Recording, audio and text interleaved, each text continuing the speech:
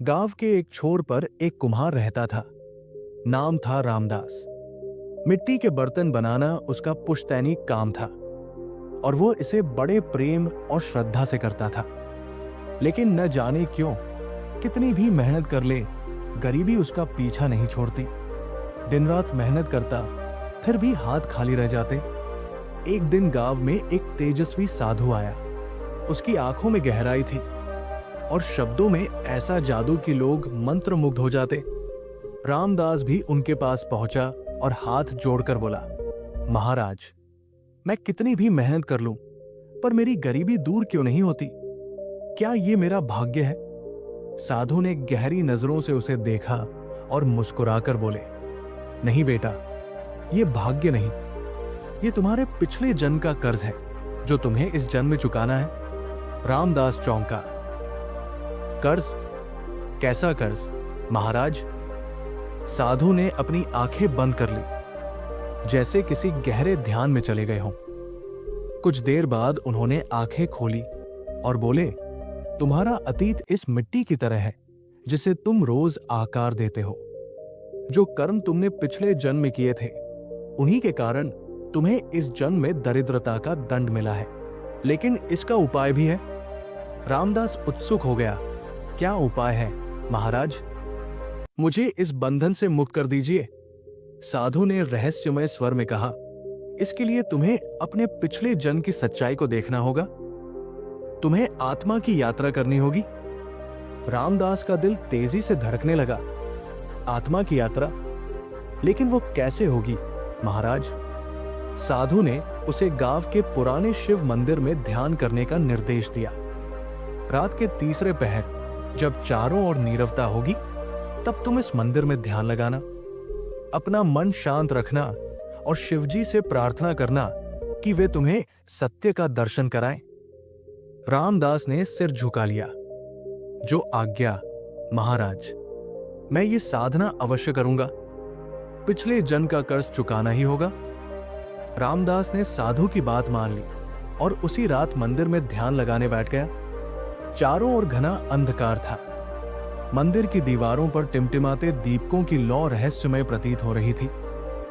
रामदास ने आंखें बंद की और शिवजी का ध्यान करने लगा। धीरे धीरे उसका मन शांत होने लगा और फिर अचानक उसे लगा जैसे वो किसी और समय, किसी और संसार में पहुंच गया हो। ये मैं कहाँ हूं? उसने खुद से पूछा। उसने देखा कि वो एक भव्य हवेली में बैठा है। चारों ओर धन दौलत, कीमती आभूषण और नौकर चाकर खड़े हैं। उसने आईने में देखा और वो स्तब्ध रह गया। मैं तो एक अमीर साहूकार हूं, लेकिन कैसे? तभी एक गरीब आदमी उसके सामने हाथ जोड़कर खड़ा हो गया। वो थरथर कांप रहा था।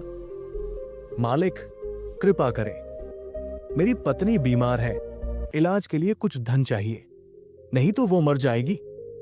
रामदास, जो अब अपने पिछले जन्म के शरीर में था, गंभीर स्वर में बोला, अगर पैसे चाहिए तो अपनी जमीन गिरवी रख दो, वरना एक भी पैसा नहीं मिलेगा।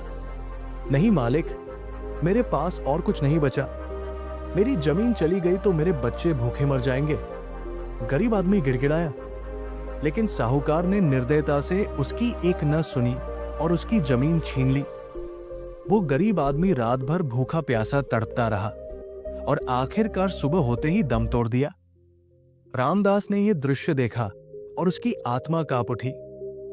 हे भगवान, ये क्या किया मैंने? एक निर्दोष व्यक्ति की जान ले ली।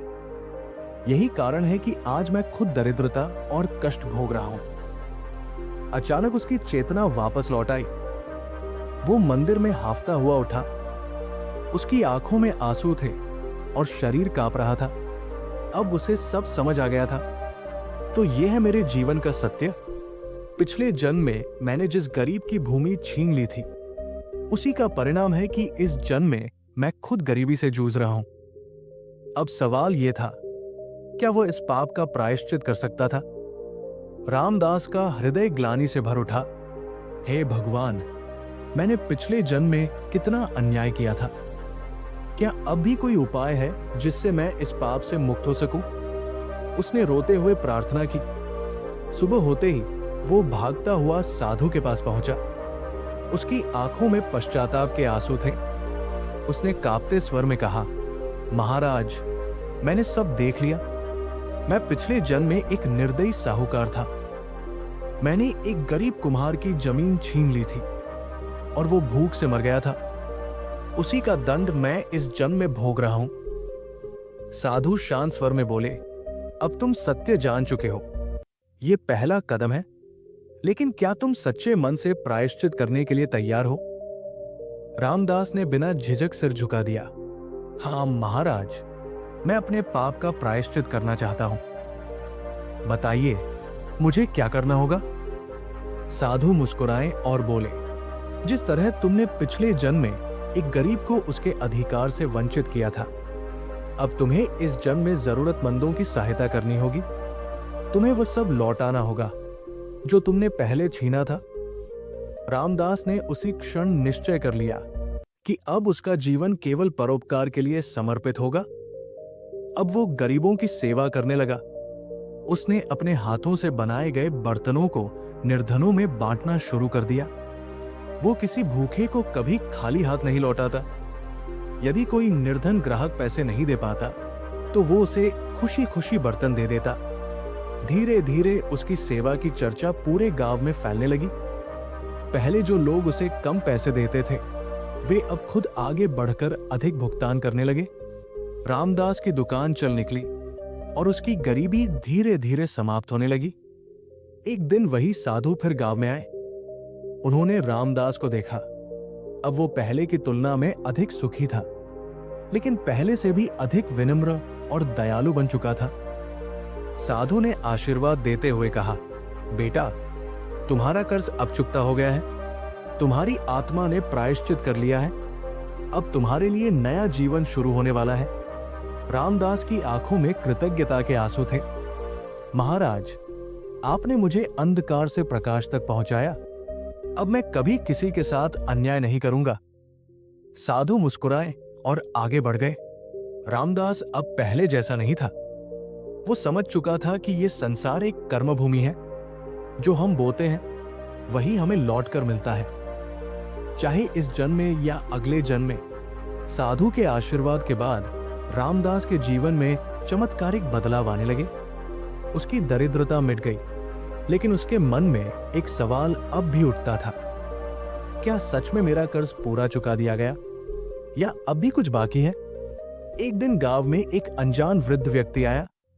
उसके कपड़े फटे हुए थे, चेहरा धूल से सना हुआ था और शरीर दुर्बल लग रहा था। वो सीधा रामदास की दुकान पर पहुंचा और कांपती आवाज में बोला, बेटा, मैं कई दिनों से भूखा हूं। क्या तुम मुझे कुछ खाने को दे सकते हो? रामदास ने बिना सोचे समझे उसे भोजन और पानी दिया। वृद्ध व्यक्ति ने धीरे धीरे खाना खाया और फिर आंखों में आंसू लिए बोला, तू सच में बदल गया है बेटा। रामदास चौंका। आप मुझे जानते हैं? वृद्ध ने गहरी सांस ली और कहा, हाँ, मैं तुम्हें पिछले जन्म से जानता हूं। क्या तुम नहीं पहचानते कि मैं कौन हूं? रामदास के शरीर में बिजली दौड़ गई। उसने ध्यान से उस वृद्ध के चेहरे को देखा और अचानक उसकी आंखें फैल गई। हे भगवान, ये तो वही कुम्हार है जिसकी जमीन मैंने पिछले जन्म में छीनी थी।